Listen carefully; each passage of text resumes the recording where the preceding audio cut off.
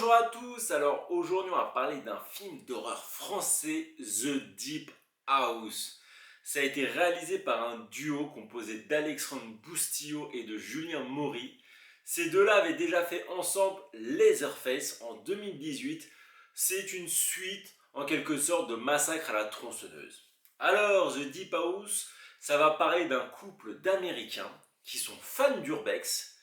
Et lors d'un voyage dans le sud de la France, ils vont aller explorer une maison dont la spécificité est qu'elle est située dans un lac artificiel. Donc voilà, elle est noyée sous l'eau.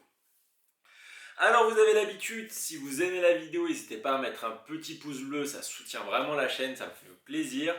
À vous abonner si ce n'est pas déjà le cas, parce qu'il y a des critiques qui sortent régulièrement. Et surtout à commenter pour dire ce que vous avez pensé du film, parce que forcément ça m'intéresse, j'aime échanger, et on est là pour ça. Donc, le film en lui-même, qu'est-ce que j'en ai pensé? Je l'ai trouvé pas mal. Il va surfer sur le style de l'urbex, vraiment sur le concept de l'urbex. Alors voilà, l'urbex, c'est explorer des lieux abandonnés. Et j'ai trouvé que ce film mettait bien en valeur son concept. Alors moi, j'en ai déjà fait quelques fois, voilà, je suis pas le grand spécialiste du truc, je vais pas vous mentir, j'en ai fait 2 fois il y a plusieurs années. Mais en regardant ce film, j'ai vraiment ressenti ce que j'avais, mon peu de vécu est revenu à la surface parce que c'est vrai qu'on explore un endroit abandonné. Ah là, forcément, on va penser, déjà s'il est abandonné, souvent c'est pour des raisons assez obscures, hein, c'est pas petite maison dans la prairie. Et quand vous voyez des poupées par terre, des trucs sales, des portes qui grincent, voilà, il y a toujours un petit côté flippant. Qu'on le veuille ou non, toujours un petit côté flippant. Et ce film va vraiment bien mettre ça en valeur, surtout que ça se passe dans le milieu aquatique. Alors l'eau, en tout cas je ne sais pas pour vous, mais pour moi, c'est vraiment un sentiment d'oppression parce que quand on est sous l'eau, on est comme prisonnier. C'est vraiment, on a l'impression qu'ils sont prisonniers de la structure parce que vous êtes sous l'eau, vous avez vos bouteilles d'oxygène. Et vous faites quoi si vous reste plus d'oxygène? C'est pas comme si vous faites de l'urbex en plein air, vous courez, machin, non, non, non. Là, il y a plein de notions qui sont rajoutées, vraiment plein de contraintes, et j'ai trouvé ça vraiment une très bonne idée de mettre ça sous l'eau.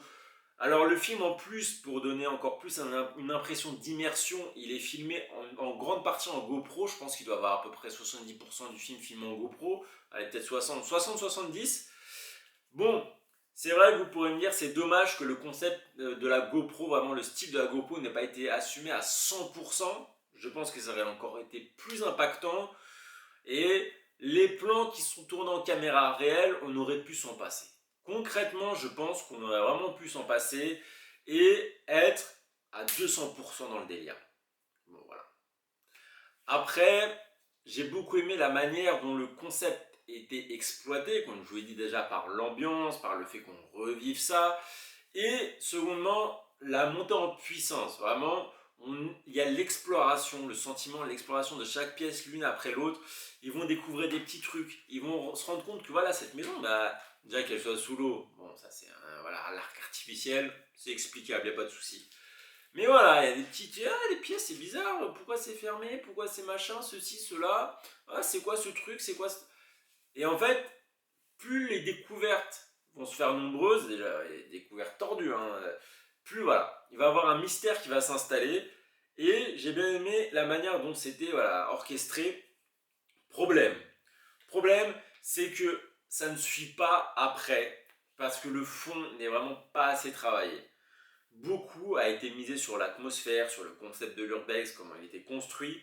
Mais malheureusement, quand ils m'ont soulevé des vraies questions sur le thème horrifique, voilà, pourquoi cette maison est dans cet état, quelle est la présence, la chose, le mystère qui va déclencher des trucs qui font que voilà, les protagonistes vont commencer à avoir les pétoches.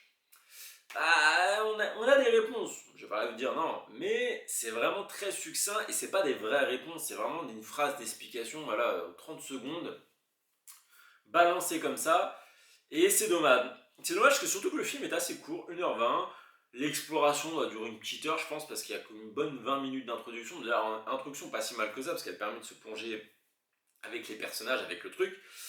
Mais il y avait moyen d'aller plus loin, et surtout qu'en fait, ils sont allés assez loin dans leur délire des trucs qui font que voilà, c'est horrifique, j'ai pas envie de vous spoiler non plus. Mais comme ils sont allés assez loin, la conclusion, la réponse est. Ah non, non, non, non, non, non, on aurait voulu un vrai truc constant, un truc vraiment consistant et pas tomber dans la facilité. C'est bien de travailler toute l'atmosphère, de trouver un vrai concept pour essayer d'être original, mais c'est aussi très important d'explorer le fond, parce que le fond, voilà, au bout d'un moment, on s'y raccroche, quoi qu'on veuille. Surtout qu'en termes horrifiques, à proprement parler, je trouve qu'on est plutôt dans la moyenne basse en termes de rythme. Il y a des scènes horrifiques, il y a des scènes vraiment où on sursaute, mais elles sont très réussies d'ailleurs, qu'on sursaute, mais elles sont vraiment pas assez nombreuses. Elles sont pas assez nombreuses et c'est dommage parce que ça fait que le rythme par moment va être un peu mou. Et surtout que normalement les fins dans les films d'horreur qui sont assez explosives, voilà, bam bam, ça va dans tous les sens, ça s'enchaîne, on comprend pas trop mais on aime ça. Même là, la fin, ça va un peu s'emballer, mais ça reste très timide. Voilà, le niveau horrifique, le film est assez timide. Et c'est dommage parce que voilà, vous voyez entre le fait que le fond ne soit pas exploité et le fait que ce soit timide, bah finalement il reste quoi? Il reste l'urbex. C'est bien, mais si vous accrochez pas à l'urbex, bah malheureusement il reste pas grand chose. Donc si vous n'avez pas, soit si vous kiffez pas regarder des vidéos d'urbex déjà, ou si vous n'en avez pas déjà fait vous-même, par l'occasion, même une fois, et vous voulez ressentir ce frisson de nouveau, je pense que ce film ne va pas réussir à vous accrocher, et c'est aussi pour ça qu'il y a eu beaucoup de retours négatifs, j'ai regardé un peu sur internet, car il manquait quelque chose en plus pour accrocher à une plus grande partie du public. Je pense que ce film est un peu trop fermé.